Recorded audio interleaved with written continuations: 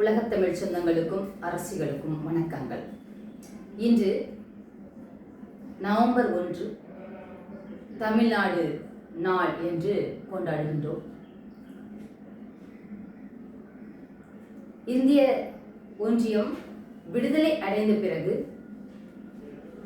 ஒவ்வொரு மொழி பேசக்கூடிய இனக்குழுக்களுக்கும் தேசிய இனங்களுக்கும் தனித்தனியாக நாடுகள், அதாவது மாநிலங்களாக உருவாக்கப்பட்டது.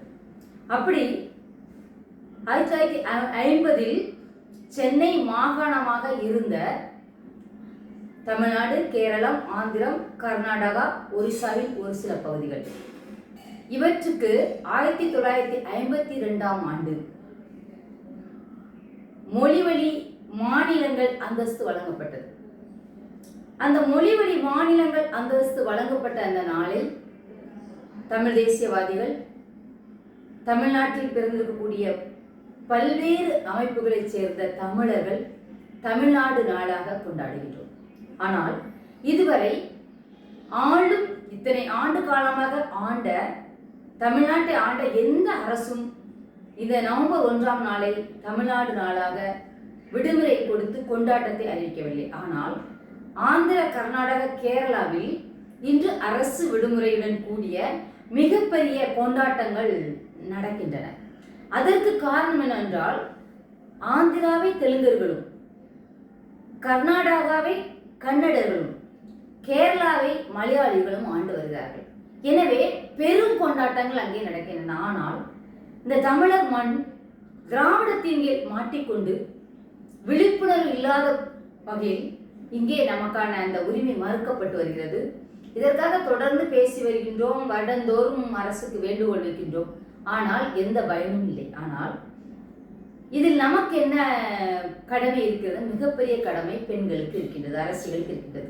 என் அருமை அரசிகளே, 1952ஆம் ஆண்டு தமிழ்நாடு உதயமாயிற்று என்று சொல்லுகிறோம்.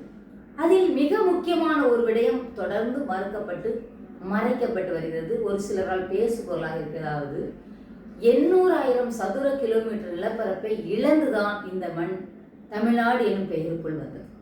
அந்த 800,000 சதுர கிலோமீட்டரும் இழந்ததின் விளைவாகத்தான் காவிரி சிக்கல், பாலாற்று சிக்கல், முல்லை பெரியாற்று சிக்கல், நெய்யாற்றின்கரை சிக்கல், இன்னும் இந்த நிலத்தில் வாழக்கூடிய என் அருமை தமிழ் சொந்தங்களே, உங்களுக்கு தெரியாத பல சிக்கல்களுக்கு இந்த எல்லை பிரிப்பே காரணமாயிற்று.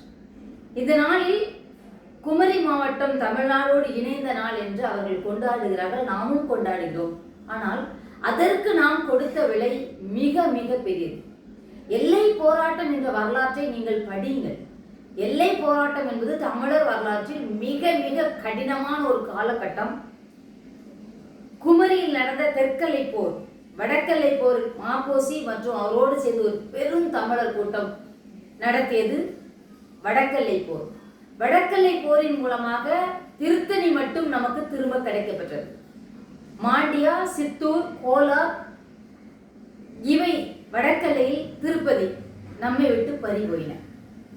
மேற்கே நீங்கள் பார்க்க வேண்டும் என்றால் முல்லை பெரியாறு, தேவிகுளம், பீர்மேடு, நெய்யாற்றின்கரை, இன்னும் ஆலப்புழா வரை தமிழர் நிலமாக இருந்த இடம் முற்றிலுமாக தமிழர் கைவிட்டு போயிற்று. இதனால் நீங்கள் பாருங்கள், சுற்றிலும் நீர் சிக்கல் நமக்கு உருவாக்கிவிட்டது.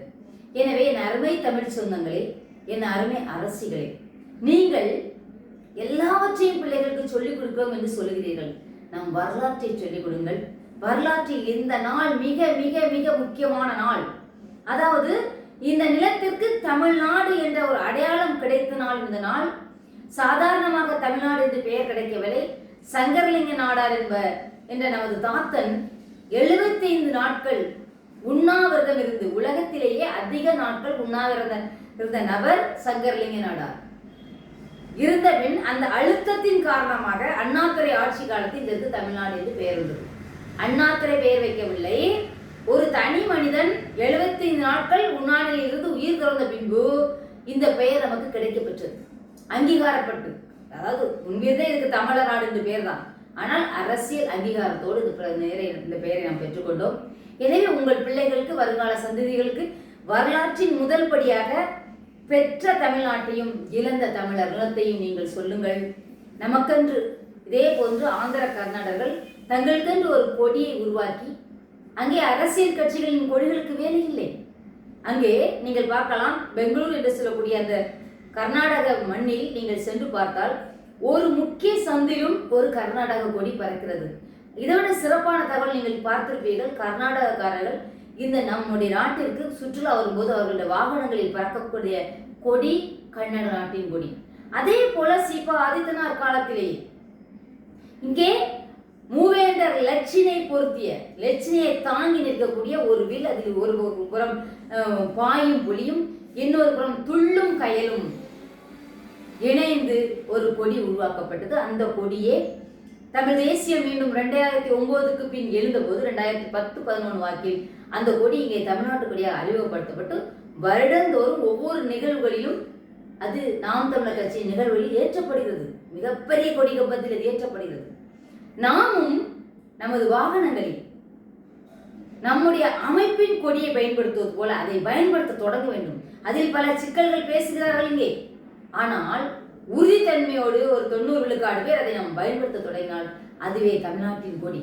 மேலும் 2 ஆண்டுகளுக்கு முன்பு ஆரணி பகுதியில் அருமை தம்பி அருளின் என்று சொல்லக்கூடிய அருள்ராம் அந்த கொடி ஏற்றதற்காக கைது செய்யப்பட்டு அது வழக்காயிற்று. இதை நீங்கள் நினைவு கொள்ள வேண்டும். எனவே என் அருமை அரசிகளே, இன்றைய பதிவு அரசியல் பதிவு தானே என்று நீங்கள் நினைக்க வேண்டாம். இது முற்றிலுமாக மிக மிக முக்கியமான ஒரு வரலாற்று பதிவு.